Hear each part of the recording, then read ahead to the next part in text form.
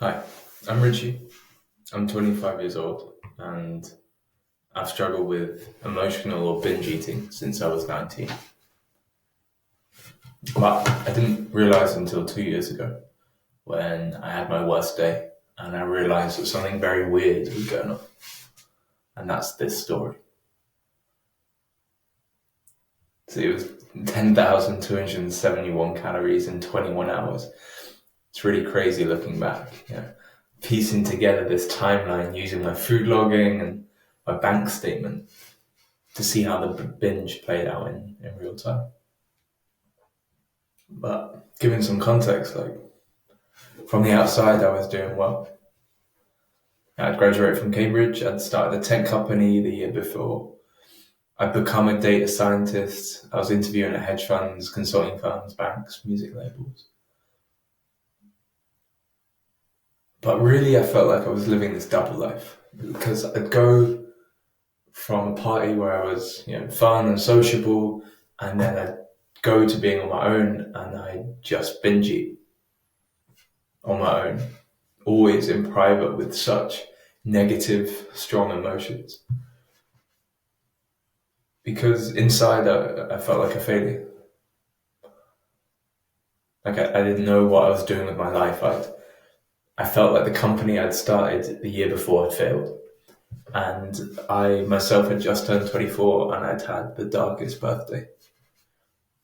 I just turned off my phone and I hid all day. Just hid from my friends, from my family, and I just hid from reality, really. But the day, so what is it? Sunday, the 7th of October, 2018. The time is 4:15 p.m. in the afternoon. And over that next 21 hours, I consumed 10,271 calories in total. So some of the stuff is 4 filled kind of chocolatey muffins, 6 filled gooey donuts, 4 energy bars, and in total, across all those supermarkets, 12 filled pastries. The good kind of gooey hazelnut praline ones from the bakeries. And I had actually 2 separate 5K binges.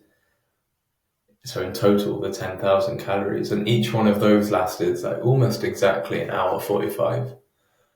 And they're what I'd call wandery binges because they happen as I walk across central London. And each of them has 8 stops and at different supermarkets because I'd eat while I'm walking, or more likely, I'd go into the supermarket. I'd only buy one thing because if I buy it all at one time, it's like admitting failure. And then I'd find somewhere hidden, secluded outside the supermarket. I'd eat that, scoff it down, eat hurriedly, think for a moment, and then back into the supermarket, probably buying a different one this time. And the cycle repeats, and then I go to the next supermarket because of the shame that I didn't want to get caught at one.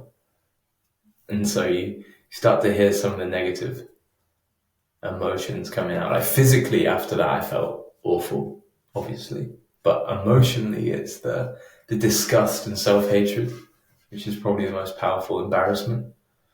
And then tying in with that shame and then guilt.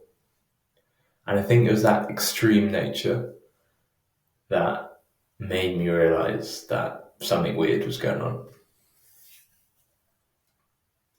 So I guess I started to look on the internet started to search for these kind of symptoms, and I came across this thing called binge eating disorder. And I remember so vividly being on the NHS page and seeing those symptoms listed out and thinking, that is me, that is me, that is me, that is me, that is me, that is me.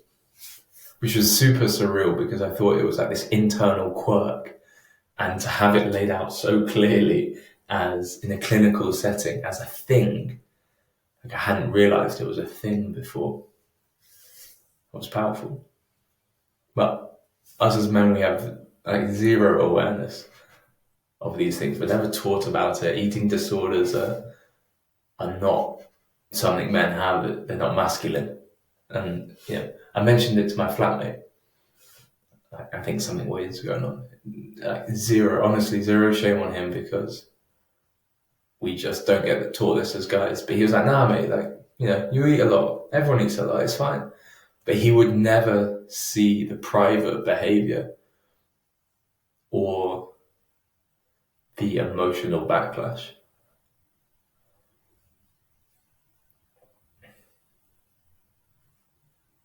So I continue to have bad episodes for about 6 more months, but obviously still hiding it. Kind of came up with coping strategies of sorts. On the outside, was functioning well, like high achieving as ever. But then 18 months ago, I had a really bad binge at my parents' house, and then I opened up to them the next morning,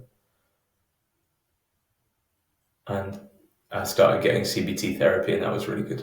And I've been much better since then. Yeah, I've got a long way to go. It doesn't really leave you as such, but it's definitely stable and building good habits, building more resilience.